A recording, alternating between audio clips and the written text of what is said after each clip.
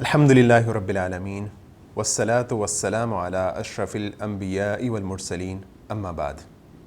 ناظرین اکرام، پچھلے ایپیسوڈ میں ہم نے تذکرہ کیا تھا کہ اللہ کے رسول علیہ السلام کی جب عمر مبارک 35 سال ہو گئی تو خانہ کعبہ کو دوبارہ تعمیر کرنے کا مرحلہ پیش آیا۔ اب جب اللہ کے رسول علیہ السلام کی عمر مبارک 40 سال کے قریب ہو گئی تو اللہ کے رسول علیہ السلام کو تنہائی محبوب ہو گئی۔ چنانچہ آپ صلی اللہ علیہ وسلم ستو اور پانی لے کر مکہ سے کوئی 2 میل دور کوہ ہرا کے ایک غار میں چلے جاتے۔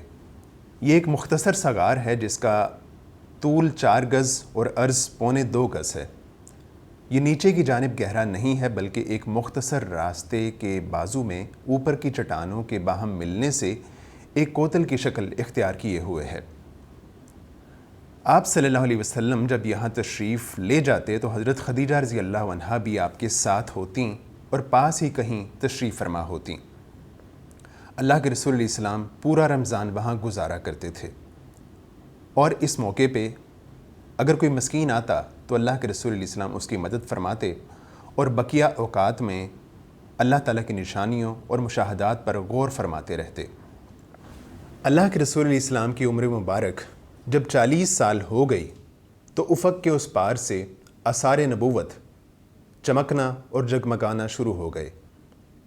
اس کے بعد جب ہرا میں خلوت نشینی کا 3 سال آیا تو اللہ تعالیٰ نے چاہا کہ روئے زمین کے باشندوں پر اس کی رحمت کا فیضان ہو، چنانچہ اس نے آپ صلی اللہ علیہ وسلم کو نبوت سے مشرف کیا اور حضرت جبریل علیہ السلام قرآن مجید کی چند آیات لے کر آپ صلی اللہ علیہ وسلم کے پاس تشریف لائے۔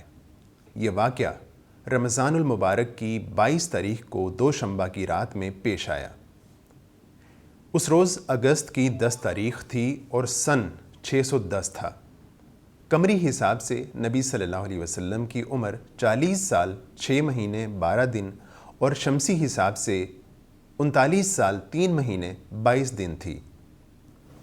اللہ کے رسول علیہ السلام نے اس واقعے کی اطلاع حضرت خدیجہ رضی اللہ عنہا کو دی اور کہنے لگے کہ یہ مجھے کیا ہو گیا ہے، مجھے تو اپنی جان کا خطرہ لاحق ہو گیا ہے۔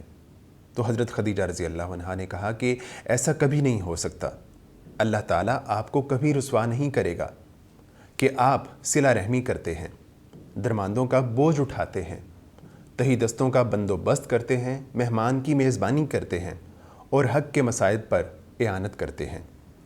اس کے بعد حضرت خدیجہ رضی اللہ عنہا آپ علیہ السلام کو ساتھ لے کے اپنے چچا کے بیٹے ورقہ بن نوفل کے پاس چلی گئیں۔ اس نے اللہ کے رسول علیہ السلام کی باتیں سنی تو کہنے لگا کہ خدا کی قسم، یہ تو وہی ناموس ہے جسے اللہ نے موسیٰ علیہ السلام پر نازل کیا تھا۔ کاش میں اس وقت زندہ ہوتا جب آپ کی قوم آپ کو آپ کے شہر سے نکال دے گی۔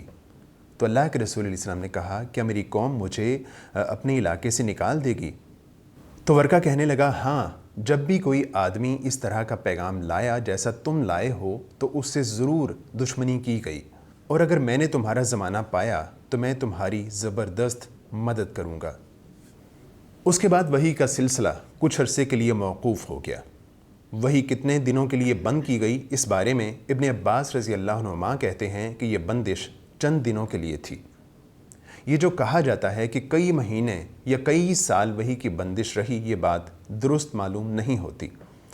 حافظ ابن حجر رحمہ اللہ کہتے ہیں کہ یہ بندش اس لیے تھی کہ آپ صلی اللہ علیہ وسلم پر جو خوف طاری ہو گیا تھا وہ رخصت ہو جائے اور دوبارہ وحی کا شوق و انتظار پیدا ہو جائے۔